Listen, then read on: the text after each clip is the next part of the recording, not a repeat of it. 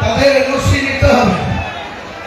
NOC তো অনেক কিছু আটকাবার চেষ্টা করবে, সে আমি নিশ্চয়ই চেষ্টা চরিত্র করে যদি আমি এনওসি পাই ব্রিগেডেই।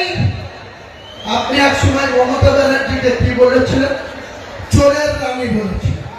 সারদাতে যখন আপনি 3.5 বছর জেল খেটেছিলেন তখন মমতা বন্দ্যোপাধ্যায়ের গ্রেপ্তার চেয়েছিল। কে চেয়েছিল? হুমায়ুন কবির চেয়েছিল না কোনো মুসলিম চেয়েছিল? আপনি কুণাল ঘোষ চেয়েছিলেন, মমতাকে চোরের রানী বলেছিলেন।